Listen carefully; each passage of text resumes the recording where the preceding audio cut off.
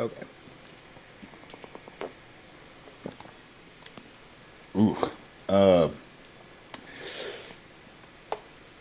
the the funny thing is, this thing says intense vanilla, and that's some pretty intense vanilla. I don't know if I'm going to be buying this flavor anymore. It's just, it tastes not real. The chocolate one at least is pretty tolerable. I might just jump back on the isopures.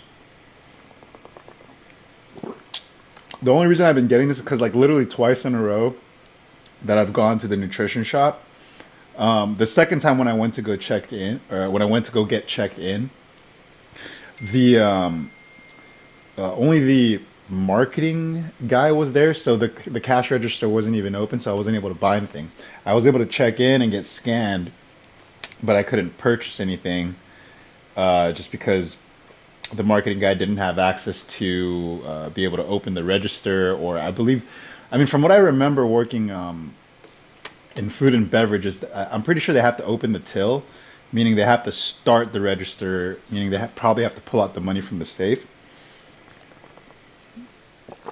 And if he doesn't have access to that, then yeah, it's understandable that he wasn't able to really sell anyone anything. There was like a couple of people out the door, just kind of waiting to buy stuff. It was, I felt bad for the guy because I've been in that position before, and it is not a good feeling.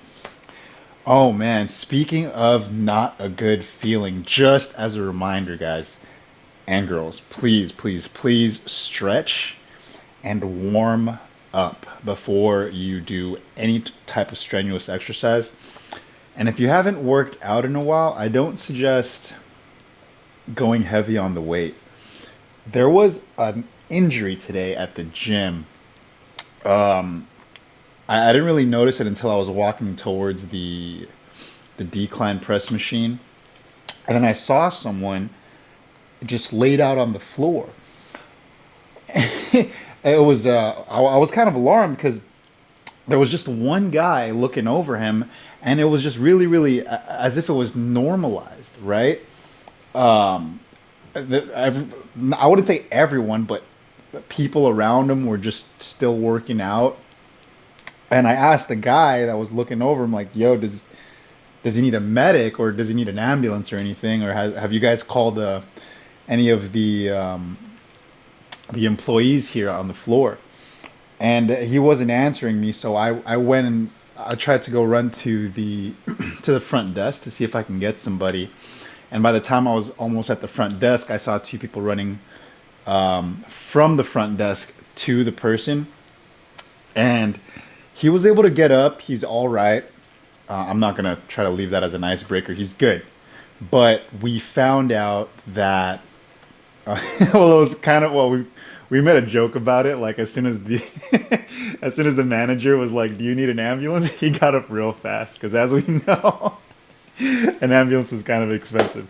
Just jokes aside, again, the guy is all right. But we found out that he was doing the low row machine, and he said that he was going pretty heavy on the weight. Now, I I looked it up because he said that his back was hurting, and so what happens, or what happened to him, from what I read online, is he most likely was using his lower back, or he was arching too much when he was doing the low row, hence making his back overcompensate. And I guess what happens there is it tightens your hamstrings, hence causing the muscles in your lower back to tighten as well, and contract. So as soon as you get up and everything starts to settle, it causes an immense amount of pain. And that's pretty much what happened to that guy. Like as soon as he got up, he said he started feeling a pain, and it just kept building up to where it got really, really intense that he had to lie down. He didn't keep. He went home after that. He just called it a day, and I hope he's all right. But again, just as a general reminder to everybody else, to please make sure that you stretch and that you warm up before your workouts. And please, no ego lifting. All right, the weights aren't going anywhere. The it's always going to be heavy, right? The heavy weights are never going to get lighter, and you'll get there eventually. It's a marathon, not a sprint. Don't try to force weight on yourself, right? Even if you had like 2 or 3 spotters, just don't do it. I mean, unless you're training for like Mr. Olympia or like Mr. Classic, you know what I mean? Just don't do it. It's really not worth it. But oh my gosh. Yeah, other than that, it was a really good session. I My shoulders for some reason were still kind of sore, so it held me back a bit from going a little heavier on some of my presses. But for the most part, we were able to lock down everything pretty solid. Speaking of which,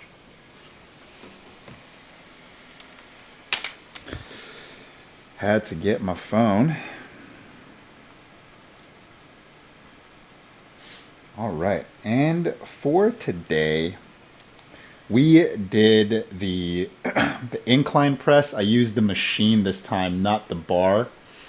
And I think I like the machines better because you're not really reliant on having a spotter there in order for you to go a little heavier. And you don't really have to worry about pushing yourself till failure. Because whereas like with the barbell, you know, like if you don't push it up, you're kind of screwed, right? So like you really want to pay attention to your reps in reserve, whereas on the machine, the whole reps in reserve thing kind of it's safer to go closer to 0 is what I'll say. So we did the incline press for 40, and right after that we did the pectoral flies. Those for 40 as well. And then from there, we got on to the decline press, where I told you that I ran into that situation that happened. I was still able to, I mean, obviously I was still able to work out, but the guy's all right. And we did 40 reps of those. And then after that, I went to do the plank flutter kick crunch combo. Planks, we did 3 sets for 60 seconds. Flutter kicks, 3 sets of 30, and then for crunches, 3 sets of 30. Today, I was able to do the crunches, taking no breaks in between. When I first started doing them, I was doing like 10 to 12, taking like a 5 to 10 second breather, and then continuing. But I was able to go get through the whole 30 today without really taking any breaks. Whew. Yeah, so I think I know what I'm looking for now in terms of like the overall pain, and it's getting to a point now where it's manageable, and it's more so like, okay, like how long can I keep up with the pain for? Like before it used to be like really really unbearable, and I'm like, oh my god, this really really hurts. But like I'm slowly just getting used to it, and it's feeling better. It's feeling better throughout the day, for sure. And then right after that, we did the pectoral flies, but from a wire or from the cable, and pushing downward. After that, we did the flat chest press again on the machine as well. We did those for 40, and lastly, we did dips. And I could only get to 20 reps of those just because my arms felt like jello.